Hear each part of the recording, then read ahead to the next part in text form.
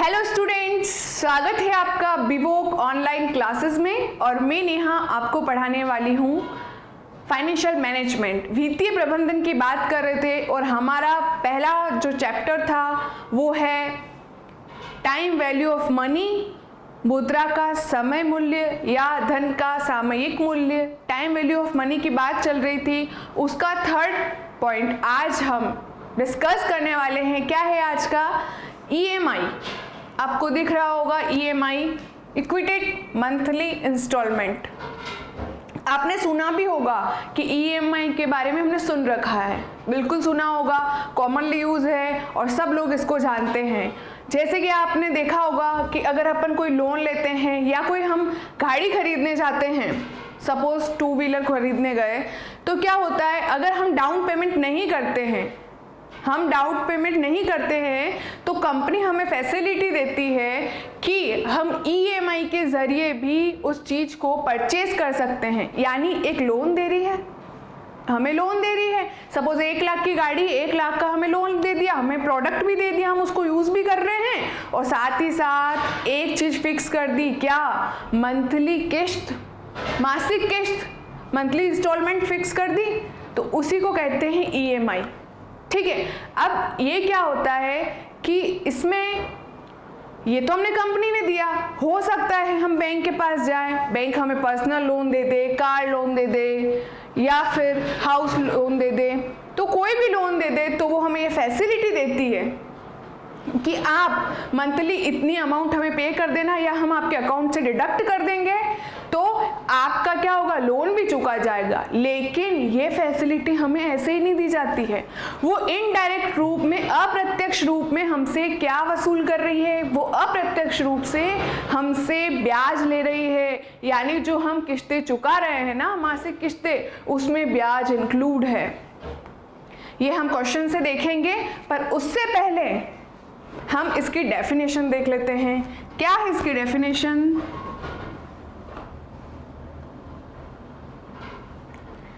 आपको दिख रहा होगा, दीर्घकालीन ऋण, वही बात है, अगर हम 2 साल के लिए ले रहे हैं, 5 साल के लिए ले रहे हैं, तो एक लॉन्ग टर्म लोन है, इसीलिए जारीकर्ता। अब जारीकर्ता कौन हो सकता है?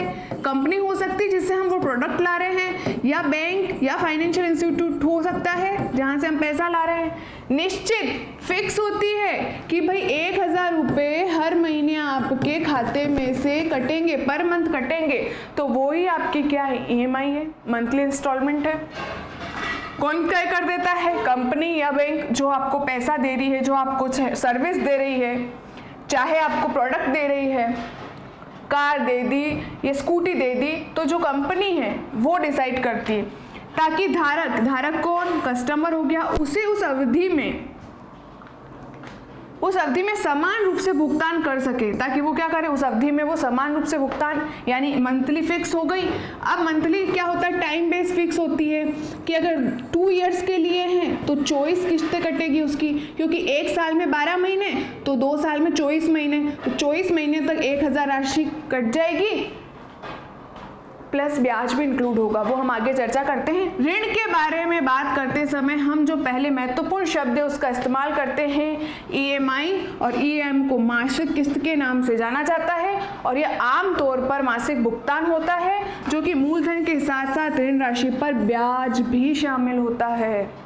ब्याज भी आपने देखा होगा, अगर आप कोई प्रोडक्ट खरीदते हो, प्रोडक्ट की बात यहाँ हो रही है, लोन की, या आपने 2 व्हीलर्स खरीदे हैं उसकी बात हो रही है, 4 व्हीलर हो सकता है, हाउसिंग, तो आपने जो अमाउंट ली है, सपोज आपने गाड़ी ली है 1 लाख की, तो अगर आप डाउन पेमेंट करते, उसी वक्त दे देते, तो आपको 1 लाख ही पड़ता। लेकिन आपने बोला मैं मासिक किस्तों में भुगतान करूंगा या करूंगी, तो क्या होता है, अगर आप 2 साल बाद भुगतान करते हो तो आपने देखा होगा कि आपको 1,30,000 का भुगतान करना पड़ा, तो ज्यादा करना पड़ा। तो वो जो ज्यादा अमाउंट है, जो डिफरेंस अमाउंट है, एक्सेस अमाउंट है, वो ही कहलाता है इंटरेस्ट, ब्याज। कैसे इसको कैलकुलेट करते हैं? तो इसका एक फॉर्मूला है, इसका सूत्र है EMI = P × R × T की पावर 1 + R ब्रैकेट की power N, sorry P × R × 1 + R की power N divided by 1 + R की पावर N - 1, ये फॉर्मूला है। तो इसमें P यहाँ प्रिंसिपल अमाउंट मूलधन की बात कर रहे हैं, जैसे 1 लाख की गाड़ी ली तो यहाँ पर P 1 लाख हो जाएगा, ठीक है। फिर R जो रेट डिसाइड होगी इंटरेस्ट की रेट, तो वो लिख दी जाएगी, सपोज 10% है तो वो लिख दी जाएगी। उसके बाद यहाँ N यहाँ डिनोट कर रहा है टाइम को, कितने टाइम में आप वो किस्तें दोगे, टाइम तक वो किस्तें दोगे, वो अमाउंट चुकाओगे।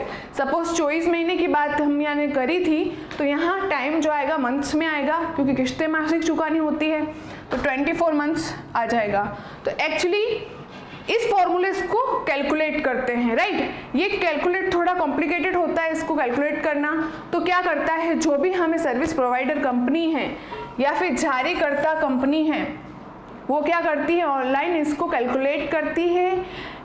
इसको EMI के नाम से, कैलकुलेटर के नाम से नेट से सर्च करा जाता है। ज़िबलाइन की अलग अलग सर्चिंग जो इंजन है, या कोई भी बैंक्स है, एक्सिस है, तो सबके अलग अलग EMI कैलकुलेटर की वेबसाइट्स बनी हुई है। तो हम एक देख लेते हैं कि कैसे ये लोग EMI कैलकुलेट करते हैं।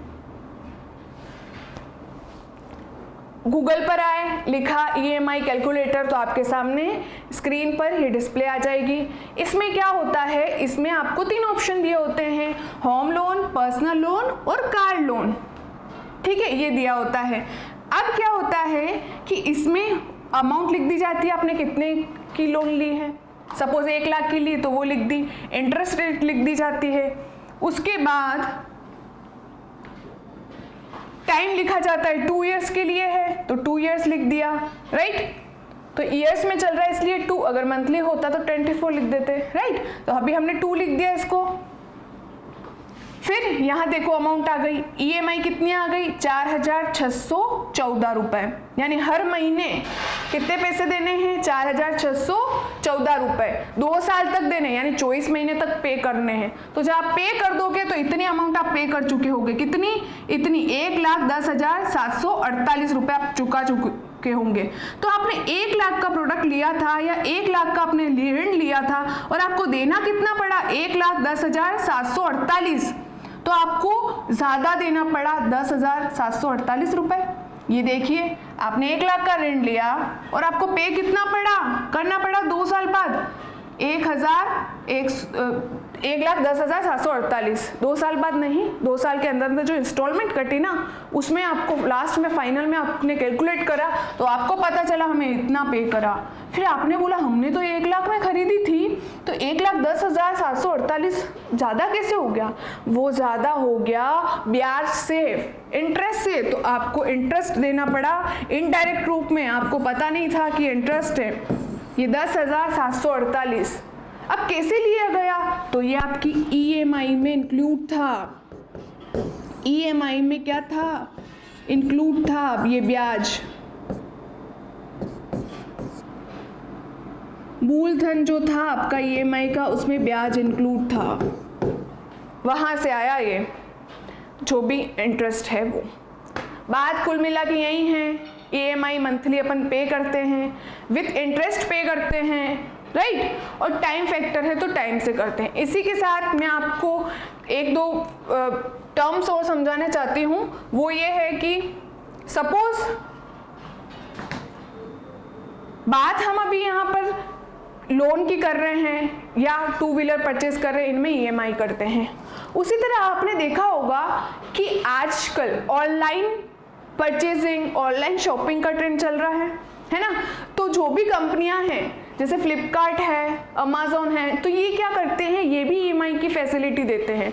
सपोज आपको कोई चीज़ पसंद आ गई तो आप उसको क्या कर सकते हो, EMI पे परचेज कर सकते हो और मंथली आपके अकाउंट से अमाउंट जो है मंथली वो कटती जाती है। तो वो लोग भी आपको EMI की फैसिलिटी दे रहे हैं, लेकिन साथ में ब्याज भी ले रहे हैं। तो आपकी जो एक्चुअल अमाउंट है उससे आपको ज़्यादा पे करना पड़ता है बिकॉज ऑफ इंटरेस्ट। कंप्लीट। अब मैं आपको यहाँ पर 3 चीज़ें समझाना चाहती हूँ। वो है सबसे पहले आपकी प्रिंसिपल अमाउंट, मूलधन राशि, सपोज आपने ऋण लिया है तो वहाँ उस केस में मूलधन होगा। उसके बाद टाइम, समय और EMI, और एक लास्ट में होती है रेट, इंटरेस्ट रेट। अब क्या होता है ये समझिए,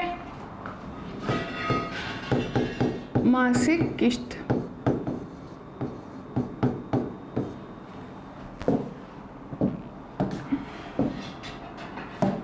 इसमें क्या होता है कि अगर आप, मैं बात करती हूँ 1 लाख रुपए आप क्या कर रहे हो, ऋण ले रहे हो, या 1 लाख की आप 2 व्हीलर परचेज करने गए, ठीक है, आपने बोला 2 साल में मैं पे करूँगा, यानी हम बोल सकते हैं 24 माह तक वो किस्त चलेगी, ठीक है, हमने अभी देखा था।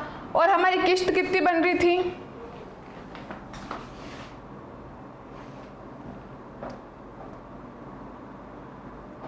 ये देखिए हमारी किस्त बन रही थी 4614,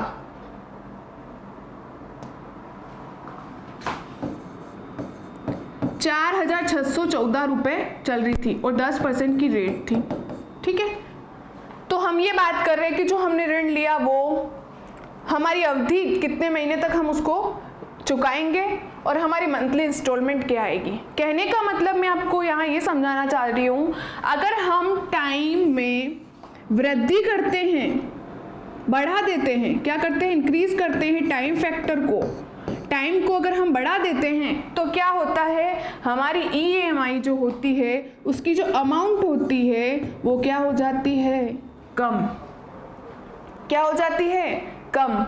अब मैम कम कैसे होगी, तो मैं आपको इसी से समझा देती हूँ जो हमने अभी प्रीवियस क्वेश्चन में देखा।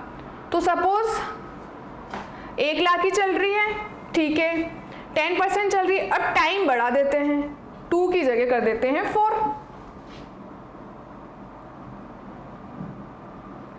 कर दी। तो देखिए 4 करते ही हमारी EMI की अमाउंट कम हो गई, 2536 हो गई। तो हम यहाँ लिख सकते हैं कि जब हमारा मूलधन वही था, 1 लाख का ही ऋण था, और हम बात कर रहे थे हम 4 साल में पे करेंगे, 4 साल में, यानी कितने महीने हो गए, 12 कम 24 12 36 12 चौक 48 माह तक हम पे करेंगे, तो हमारी EMI की राशि जो है वो कम हो गई। कितनी हो गई, 2600, एक बार फिर से देख लेते हैं डेटा, 2536, राइट। तो वो हम यहाँ लिख देते हैं 2500, ये लिख दी। अब ये चेंजेस क्यों हुआ, क्योंकि हमने भी बात करी अगर हमारा टाइम फैक्टर हम बढ़ा देते हैं, कोई बोलता है मैं 2 साल में पेमेंट नहीं कर सकता हूँ, हमारा इनकम का सोर्स नहीं है, तो कंपनी आपको बोलते है कोई बात नहीं, 2 साल रहना तो 4 साल में भुगतान कर देना, 4 साल तक भुगतान कर देना। तो हर महीने आपकी किस्त कटेगी, कितने की कटेगी, अब 2536 की। तो आपकी इंस्टॉलमेंट पिछले की बजाय कम हो गई क्योंकि टाइम में वृद्धि हो गई। तो जब टाइम फैक्टर बढ़ता है तो इंस्टॉलमेंट कम हो जाती है, लेकिन ब्याज बढ़ता है। कैसे बढ़ता है, तो क्वेश्चन से देख लेते हैं। ये देखिए, जब हम बात कर रहे थे 2 साल के पे करने की, ठीक है, हमने यहाँ 2 लिख दिया, तो हम ब्याज कितना दे रहे थे, 10,748 रुपए, ठीक है, कितना दे रहे थे, 10,748, हम लिख देते हैं इंटरेस्ट 10,748, कंप्लीट है, इतना हम दे रहे थे। अगर हम टाइम बढ़ा देते हैं तो आप देखना ब्याज भी बढ़ जाएगा, 4 कर देते हैं, तो ब्याज देखिए 21,740 हो गया। कितना हुआ, 21,740 हो गया। तो जैसे जैसे समय बढ़ाया ब्याज बढ़ता गया, किस्त कम हो गई, सिंपल सी बात, लेकिन ब्याज तो बढ़ गया। तो टाइम वैल्यू के अंदर हम यही पढ़ रहे हैं कि थोड़े टाइम बाद जो आज का मूल्य है वो फ्यूचर के मूल्य को इक्वल करने के लिए इंटरेस्ट फैक्टर ऐड हो जाता है, और वो हमारे सामने हुआ। जब हम बात करें 2 साल की पेमेंट की, 2 साल के अंदर की किस्तें चलेगी, तो हमारी इंस्टॉलमेंट बन रही है 4,600 की 14 की, और ब्याज हमें देना पड़ रहा है एक्स्ट्रा कितना, ये तो देना ही है, एक्स्ट्रा ब्याज कितना देना पड़ रहा है, 10,748 देना पड़ रहा है। लेकिन जब हम बात करते हैं कि हम वो मंथली इंस्टॉलमेंट है 48 महीने तक चुकाएंगे, 4 साल तक चुकाएंगे, तो हमारी किस्त की राशि तो क्या हो गई, कम हो गई, इंटरेस्ट रेट वही चल रही है, तो हमारी क्या हुई, मासिक किस्त तो कम हो गई, लेकिन हमारा जो ब्याज है वो क्या हो गया, बढ़ गया कंपैरिजन टू दिस, हमारा क्या हो गया, ब्याज बढ़ गया, 21,740 हो गया, राइट। तो जो हम ये अमाउंट पे कर रहे हैं ना, तो इसमें ब्याज इंक्लूड होकर ही हम पे कर रहे हैं, हम अलग से ब्याज देने नहीं जा रहे हैं कि 21,700 का ब्याज दे रहे हैं या 10,748 का, जो हम किस्त दे रहे हैं ना उसमें ही ब्याज इंक्लूड है। अब कैसे इंक्लूड है, हमने ब्याज इतना पे करा, हमने ब्याज कितना पे करा, 10,748 फर्स्ट कंडीशन में, कितने महीने, 24 महीने, डिवाइडेड बाय 24 कर दो, तो 24 हम जब डिवाइडेड कर देंगे तो हमारे पास आंसर रिसीव होगा 447.38, 4.38 समथिंग हो सकता है, 447.83 हो गया है, यानी ये ब्याज हर महीने से कटे लगेगा। तो यानी ये जो अमाउंट है ना इसमें ब्याज इंक्लूड है, तो अपना मूलधन हम मान सकते हैं 4,614 में से लेस कर देंगे 447.83, तो हमारा मूलधन हो रहा है, हम लेस कर लेते हैं, लेस करने पे बाद हमारे पास मूलधन आ रहा है 4,166, यानी ये जो अमाउंट है, this amount is principal amount जो हम मंथली पे कर रहे हैं, ये हो रहा है हमारा ब्याज, और ये दोनों ऐड कर रहे हैं, क्या कर रहे हैं, ये ऐड हो रही है, तो ऐड होने पर कितना हमें पे कर रहे हैं कंपनी को, 4,614। कहने की बात है जो हम 4,014 जो EMI पे कर रहे हैं ना उसके अंदर प्रिंसिपल के साथ साथ इंटरेस्ट भी ऐड है, प्रिंसिपल ये हो गया, इंटरेस्ट ये हो गया, तो इनडायरेक्ट तरीके से हम EMI में इंटरेस्ट भी पे कर रहे हैं, ठीक है। तो हमने अभी क्या क्या यहाँ डिस्कस करा, हमने ये करा कि अगर हम EMI की टाइम को बढ़ा देते हैं तो हमारी EMI के अमाउंट तो कम हो जाती है, लेकिन इंटरेस्ट क्या होता है, बढ़ जाता है, इंटरेस्ट फैक्टर है वो इंक्रीज हो जाता है। देखिए वही सेम राशि, रेट सेम, जब हम टाइम फैक्टर में वृद्धि करते हैं, जब 2 साल था और फिर 4 कर रहे हैं, EMI क्या हो जाएगी, EMI कम हो जाएगी, लेकिन ब्याज देखिए जैसे ही टाइम बढ़ाया ब्याज क्या हो गया, इंक्रीज हो गया। कंप्लीट है यहाँ तक, तो ये हो गई EMI। तो एक बार इसकी डेफिनेशन फिर से पढ़ते ताकि हमारा कंसेप्ट क्या हो जाएगा, क्लियर हो जाएगा। तो दीर्घकालीन ऋण है ही है, हम लोन लेते हैं, जारी निश्चित EMI तय करता है ताकि धारक उस अवधि में समान रूप से भुगतान कर सके, समान रूप से वैसे भी इक्वली आपको हर महीने इंस्टॉलमेंट जो फिक्स हुई है वो देनी है, ठीक है। और इसमें महत्वपूर्ण फैक्टर क्या है, मासिक किस्त, और आपको ऋण के साथ साथ क्या देना है, ब्याज भी देना है, ठीक है। ऋण में मतलब मूलधन जब पे करते तो उसमें ब्याज भी देना ही, हमने अभी क्वेश्चन से में देखा था, ठीक है। तो ये हो गया EMI। अब बात आती है EMI पे करने के जरिए, यानी EMI कैसे पे कर सकते हैं, तो 2 तरीके हैं, पहला है ऑफलाइन मोड और second is online mode. Offline आप डायरेक्ट जाकर पे करिए, सपोज आपने बैंक से लिया है तो बैंक को डायरेक्ट जाके कैश में पेमेंट करना है, या कंपनी से लिया है किसी तो कंपनी को डायरेक्ट जाके रोकड़ पैसा देना है, तो वो ऑफलाइन। ऑनलाइन में आपके डेबिट कार्ड से अमाउंट कटेगी, आपने बैंक अकाउंट से लिंक कर रखा है तो बैंक अकाउंट से आपकी EMI कटेगी, या फिर आप गूगल पे से कर सकते हो। तो ऑनलाइन मोड में ऑनलाइन तरीके से आपको पेमेंट करना है। तो ये हो गया हमारा EMI, जिसमें इक्विटेड मंथली इंस्टॉलमेंट होती है, हर महीने आपको एक फिक्स अमाउंट देनी होती है या आपके खाते से डिडक्ट हो जाती है, राइट। और वो किन किन सुविधाओं में होती है, तो हमने देखा EMI अगर हमें हाउसिंग लोन लेना है व्हीलर व्हीकल्स लोन लेने हैं उसमें हो सकता है, पर्सनल लोन लेने तो उसमें हमें कंपनियां ईएमआई की फैसिलिटी देते हैं। नॉर्मली अब तो छोटी छोटी मार्केटिंग कंपनीज है, हम कुछ परचेज कर रहे हैं, सपोज हम फ्लिपकार्ट अमेजोन से परचेज कर रहे हैं, मोबाइल परचेज कर लिया तो मोबाइल भी अब हमें इंस्टॉलमेंट में मिलने लग गया है, ईएमआई में मिलने लग गया है, फैसिलिटी हो गई है, राइट। तो बजाज फाइनेंस वाले भी हमें ये लोन ईएमआई की फैसिलिटी देते हैं। तो ये लोग क्यों दे रहे हैं? क्योंकि ब्याज ले रहे हैं। कैसे ले रहे हैं? इनडायरेक्ट ले रहे हैं। इनडायरेक्ट कैसे? जब आप ईएमआई पे करते हो ना मंथली, उसमें ब्याज इंक्लूड होता है। अगर डाउन पेमेंट कर दिया तो आपको ब्याज देना ही नहीं है, लेकिन अगर आपने टाइम लिया कि 2 साल में पे करेंगे, 4 साल में पे करेंगे, तो आपको ब्याज देना होता है। तो कुल मिला के मैंने बता दिया, टाइम वैल्यू ऑफ मनी में ब्याज इसलिए इंक्लूड होता है कि फ्यूचर की वैल्यू को, प्रेजेंट की वैल्यू को इक्वल बनाने के लिए क्या ऐड कर दिया जाता है? कौन सा फैक्टर ऐड कर दिया जाता है? Interest factor. तो ये हो गया हमारा टाइम वैल्यू ऑफ मनी। तो आज की क्लास यही समाप्त करते हैं, मिलते हैं नेक्स्ट क्लास में नए टॉपिक के साथ।